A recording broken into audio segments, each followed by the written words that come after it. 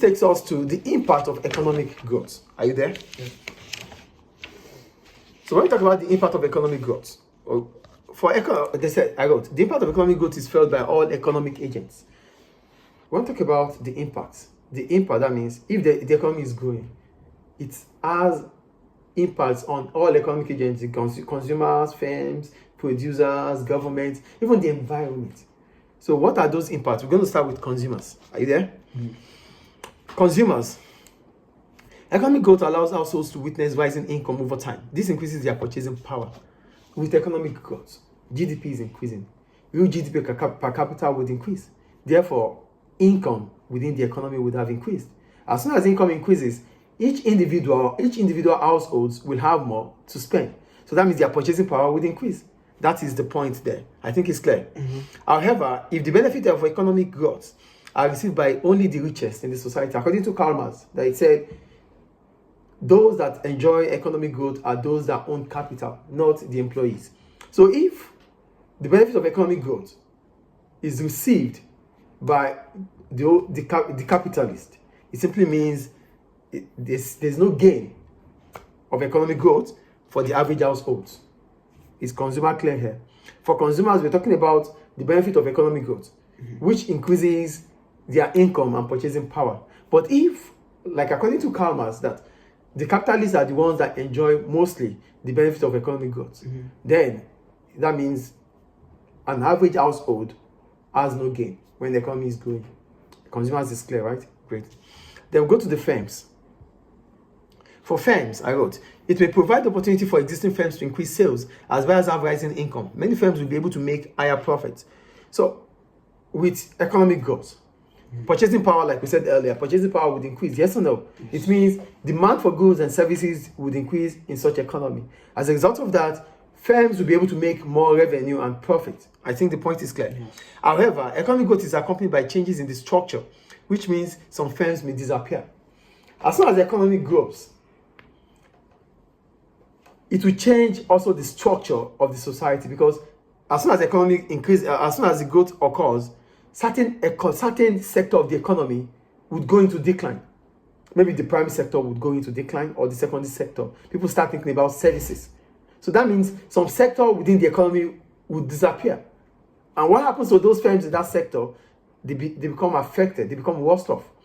Do you understand? Yes. So that's the consequence to the firms. Existing firms will be able to increase their profit because demand for their goods and services would increase. But the point is, economic growth will bring about restructuring. And if there's restructuring, it's simply going to affect certain sectors within the economy. So these sectors might go into decline. So if they go into decline, they go into oblivion. So it means they lose out. That is the cost today. I think it's clear about firms. The next one is government. Are you there? Have it, please. For the government, it increases incomes for government through tax revenues. A rise in private sector spending will lead to demand for similar rises in public spending. People will demand for better roads to drive their cars, better healthcare for themselves, so the quality of public service and infrastructure should improve. However, the response of rising tax revenues depend upon the objective of the government of the day. So, the government. Economic growth will allow government to make more revenue through taxes. Income tax will increase. Income tax will increase because consumer income would increase through employment. Corporation tax will increase because firms will be making more profit. So government will be making more revenue through taxation. That is the point there.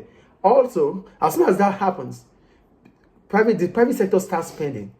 The public, the people will start demanding for a better infrastructure, for a better life, for a quality healthcare from their government.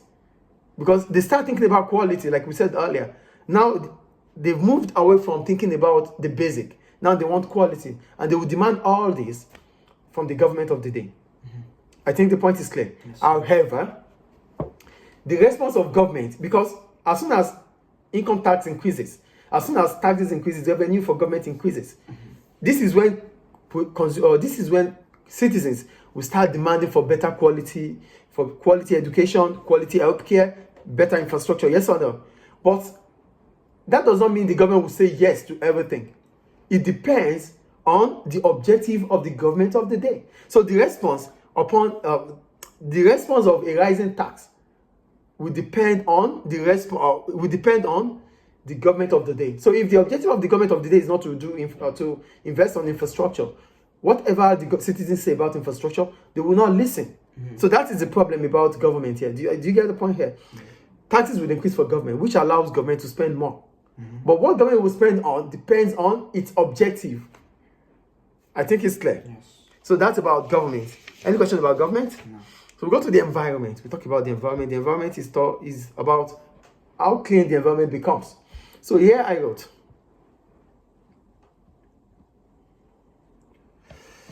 in developed economies, economic growth is likely to lead to less pollution and a cleaner environment, as economic actors are likely to spend on technologies and projects to improve the environment. In the Western world, economic growth is likely to bring about a cleaner environment, because the economic agents in those economies will be able to invest on technology that will bring about a cleaner environment.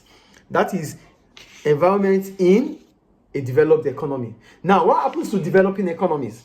In developing economies, growth because in the developing economies, they mostly rely on the primary and the secondary sector. Yes or no? So growth in the primary and secondary sector of developing economies will increase pollution and damage the environment.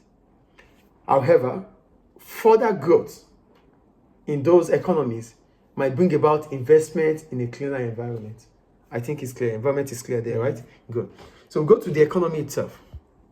Are you there? The economy, I wrote.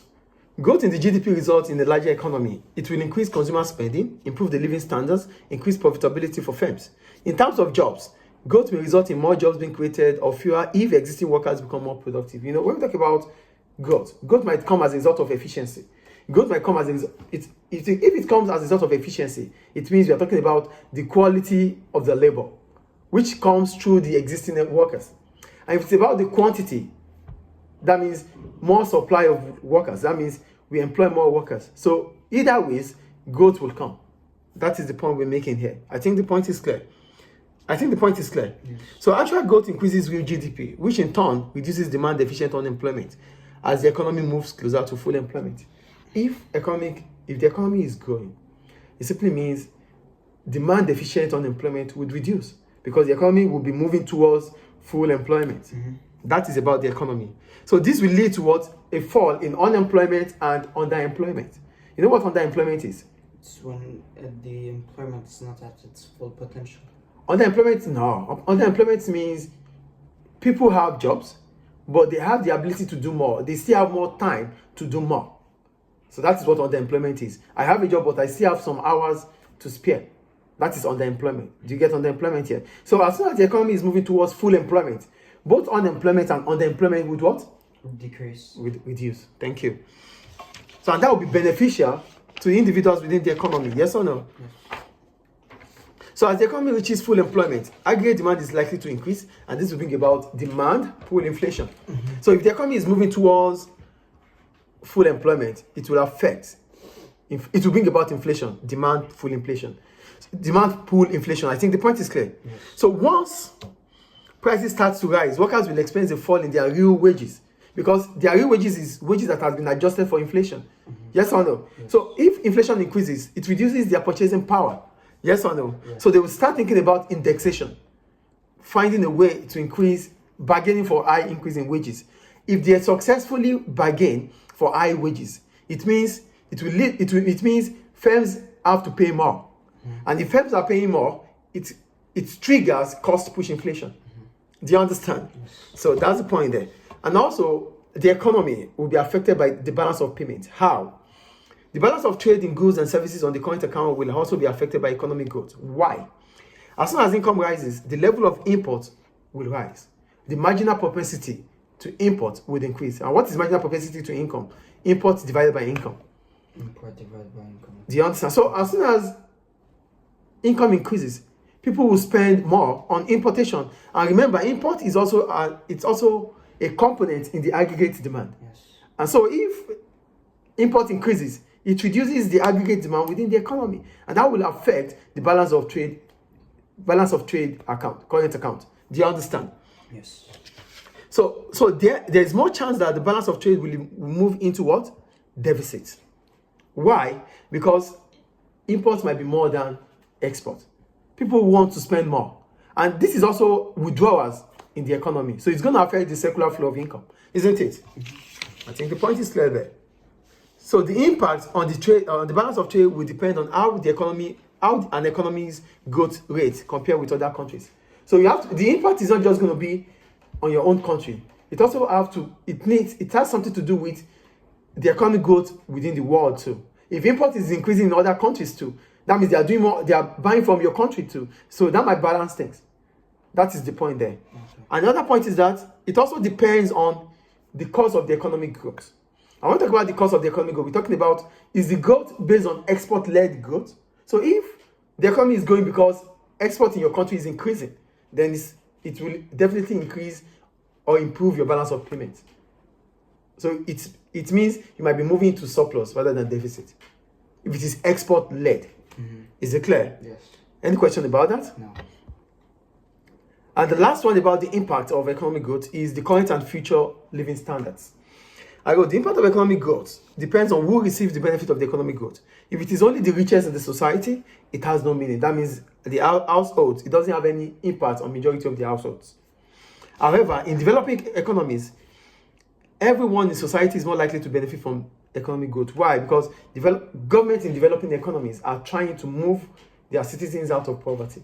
So that means they have to find a way for income to equal. Do you understand the point here? Mm-hmm. Therefore, a strong link between rising GDP and living standard will likely benefit households and individuals. And this is what developing economies do, to take the population out of poverty. So there's need for a strong link between a rising GDP and the living standard. If this link is strong, it has a positive impact on the society in general. I think the point is clear. So that takes us to opportunity